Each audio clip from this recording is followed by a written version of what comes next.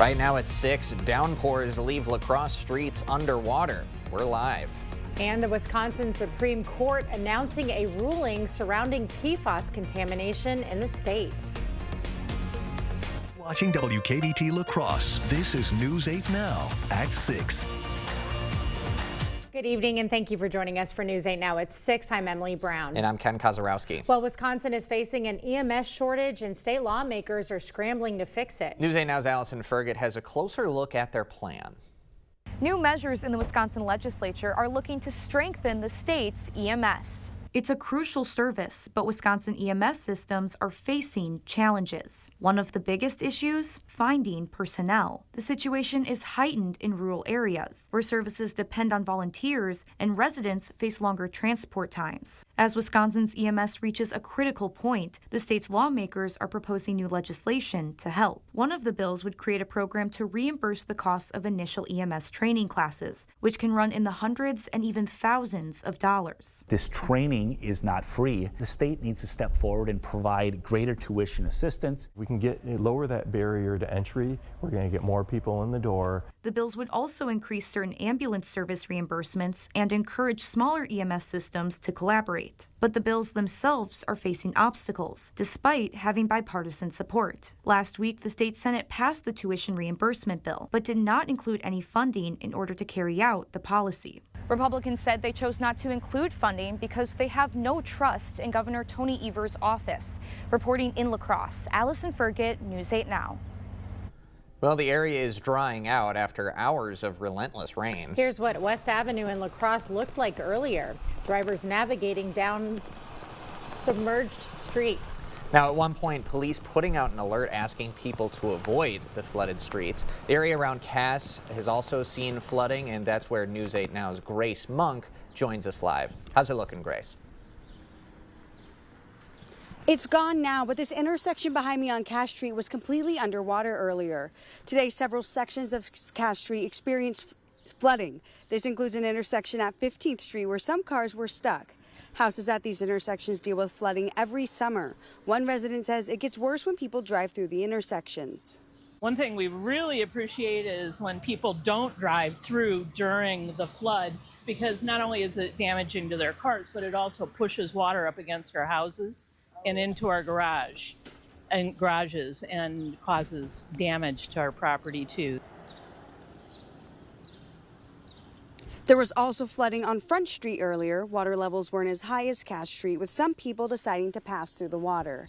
And just a quick reminder, if intersections are flooded, you should always drive around to avoid getting stuck. Reporting in La Crosse, Grace Monk, News 8 Now. All right, Grace, thanks very much. Yeah, as you can see, lots of rain today, and we've got some more ahead later in the week. Greg, when's the timing of all that happening? Well, we have more widespread activity likely coming tomorrow. Today was a very narrow area. If you were outside basically La Crosse, you saw really nothing. It was just a very narrow corridor of right there, basically north side of the town to the south side, basically down to the Walmart area. Basically, that's where you got 1 to 2 inches of rain, 1.84 here at the station.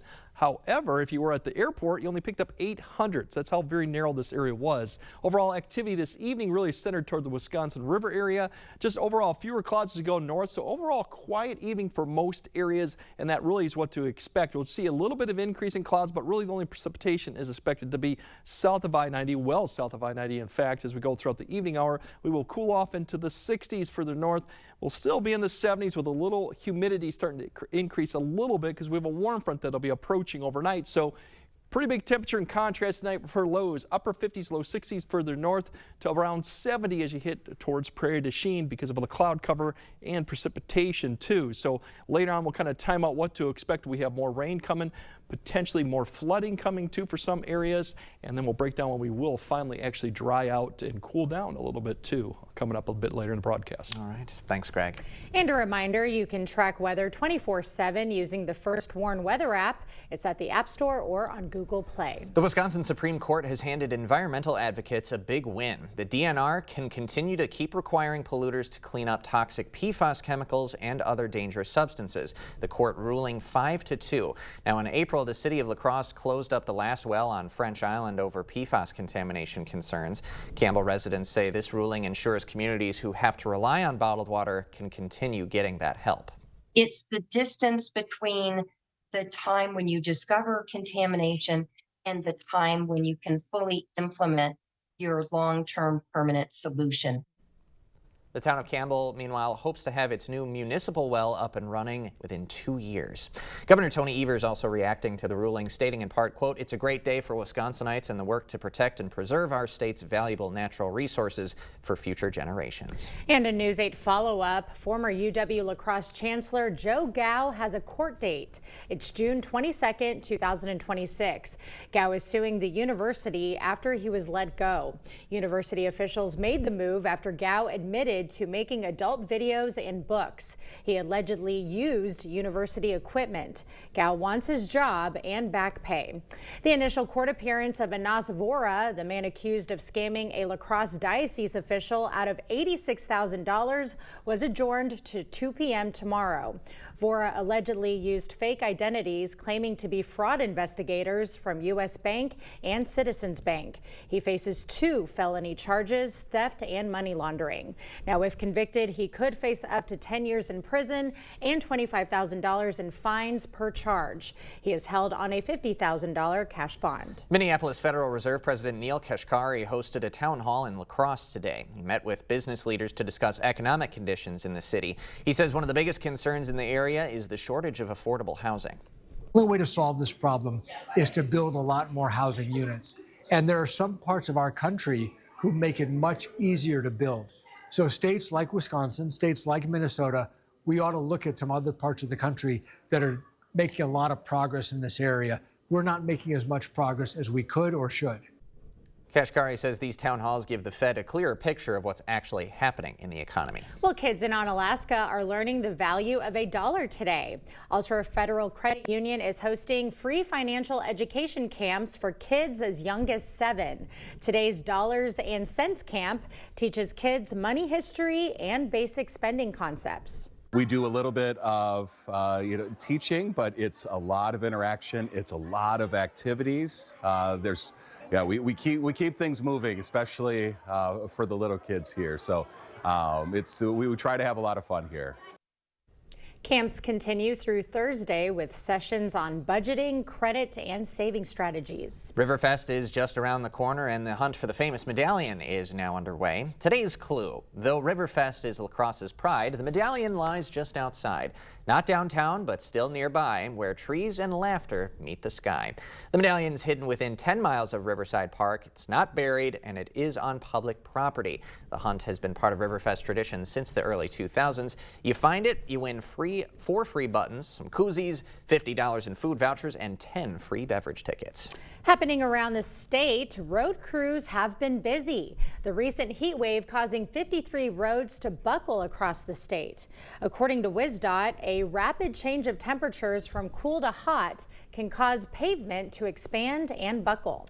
Heat causes the pavement to push together, and at some of those joints, the pushing can pop it up like that. And that's just something drivers don't expect. So in 2024, there were 66 road buckling events. Heavy rains in Madison may be to blame for a partial roof collapse at Woodman's. More than 2 inches of rain were reported in the area, and the store is having structural engineers look into the collapse. Firefighters say no injuries were reported. And UW-Madison has directed all departments to reduce budgets by 5 to 7%. Administrators say it's to prepare for potential federal and state funding cuts. The proposed federal cuts could cost the school up to $130 million, and state Republicans recently introduced a bill that would cut the budget by $87 million. Coming up, briefings delayed and leaders frustrated as Israel and Iran hold on to a fragile ceasefire. And summer travel surges as the 4th of July nears. Millions expected at airports, with TSA bracing for record crowds and busy days ahead.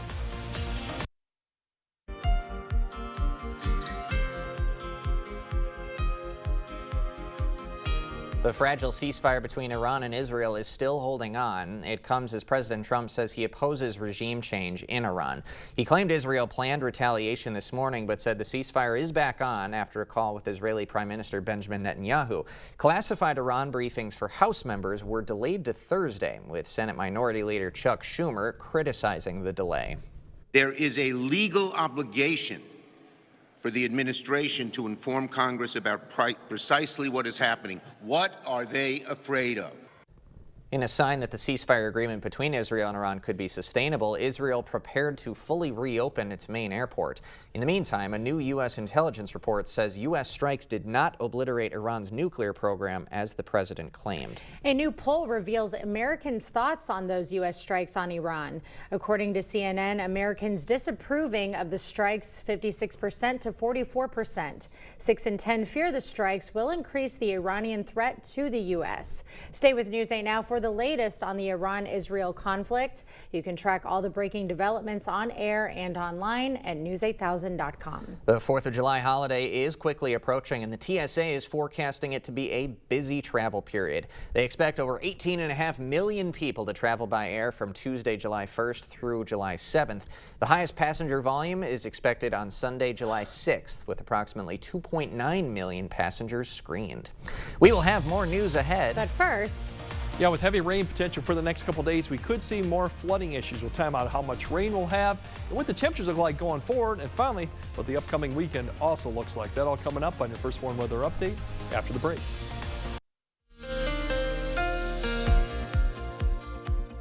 Yeah, with the amount of rainfall that we're going to see over the next several days, we are going to have some impacts on rivers. First, it'll be the smaller creeks and rivers, and then eventually maybe the Mississippi down the way. We'll see some influx of all that water that gets through the system too. But right now we have 3 rivers, Yellow, Kickapoo, and the Black, that are probably going to reach minor flood stages based on the current precipitation that we've already had. This could change or extend the period of it, but this looks to be probably Saturday or the weekend, just a minor flood stage. Now, what eventually goes with the Mississippi? Right now, I know it will rise probably to action stage south of La Crosse, because most of the rainfall we've seen in the last several days is south of La Crosse, so feeding into the system.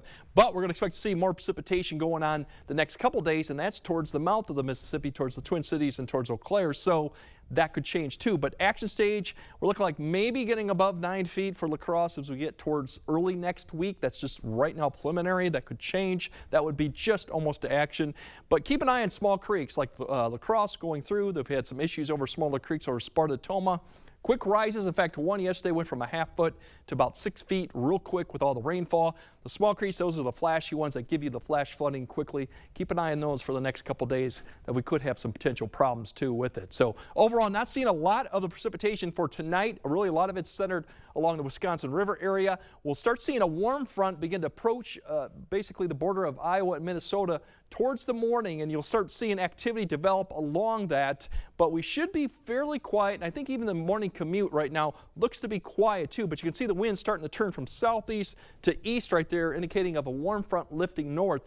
Thunderstorm complexes will develop along that, quite intensive one too, and we'll start seeing at least showers push in towards the late, around 7 to 8, begin to lift northeast into the area, and then really the bulk of the steady rain or rain with embedded thunderstorms will start coming in probably late in the morning. You'll see activity here begin to push east, and then bulk of the precipitation, or at least the heavier amounts, is going to be centered more towards I-94 and north. So expect a very wet late morning, afternoon time frame for areas up there. Further south, we'll have showers and thunderstorms coming through.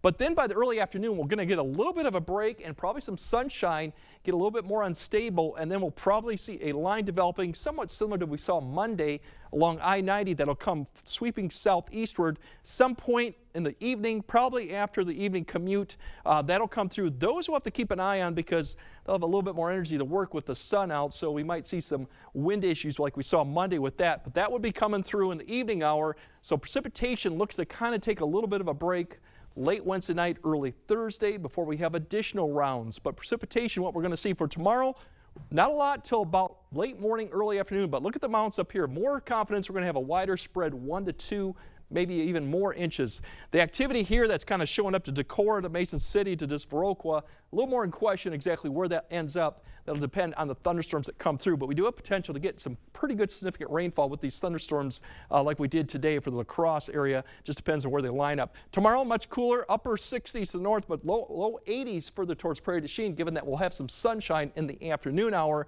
The showers go on Thursday. Depending on where this front lines up, we could actually see another line developing in the afternoon. So we'll have to see how this all plays out, but look for active weather on Thursday.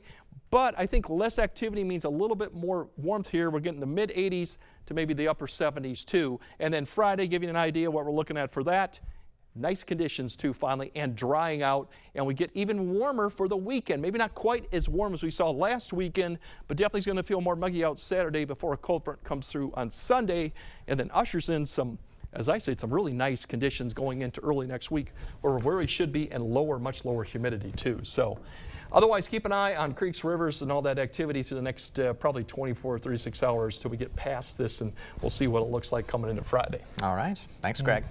Coming up next in sports, Rodgers' final ride. The newest Steelers quarterback hinting at the possibility of one more season. Plus, debate dribbles on. An update on the status of the shot clock in Wisconsin and potential changes to state tournaments. Jacob is next. Covering all the exciting action from your community, here's News 8 Now Sports with Jacob Lenzendorf. Well, a couple of big potential changes were on the table for high school basketball here in the state, but again, a committee put off the possible revisions.